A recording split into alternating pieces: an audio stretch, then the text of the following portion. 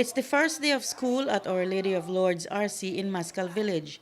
The children are excited to be back, but this year is not like previous years because there is a shortage of teachers at the institution. The 9 teachers who are at the school must do their best to ensure that the 200 plus students in their custody receive optimum quality education, regardless of the deficiency.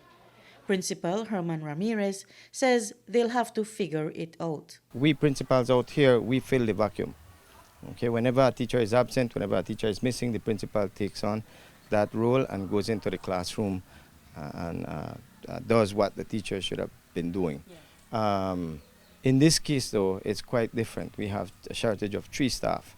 One at the preschool, which is very critical at this time because preschoolers normally are, they give a little bit of trouble to settle down, and it requires more than just one teacher to be there.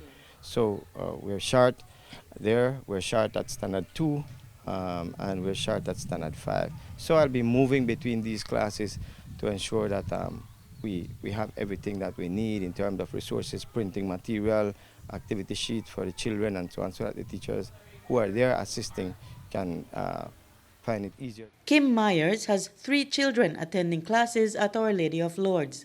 All 3 are affected by the teacher shortage, and this means she'll have to go the extra mile with her kids. Well, I usually check their school bag to see if any homework, then sit 2 hours with them to complete their homework and thing.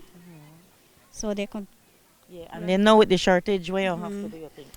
Well, have to sit down more longer, from be one-to-one with them. For Adrian Graham, he will also have to pinch hit as educator for his son, who has entered Standard 2 and has no homeroom teacher. There'll be teachers substituting for other classes, and within that time they'll have to find work to give these kids and things to keep these kids' minds occupied in that time. And that's where we as the parents would come in, because maybe there'll be time where they don't have the time to teach the lessons in full.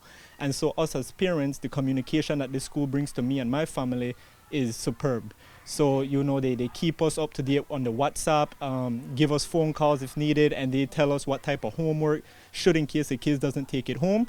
We know what homeworks are there to do, and they give us opportunities to coach our kids as well. So yes, I think it is a challenge for both the parents and the teachers, but then again, that's a parent's job and that's a teacher's job for us to come together to make sure our kids succeed. Earlier today, Minister Francis Fonseca explained that the Ministry of Education has processed the majority of certificates for teachers to get their licenses, so that should not be a problem for teachers who want to return to the classroom. No teacher has been denied a license or rejected from a license. What the ministry has always done is put that application on hold, because teachers have to apply for their license, and then contacted the teacher and say, how can we work with you?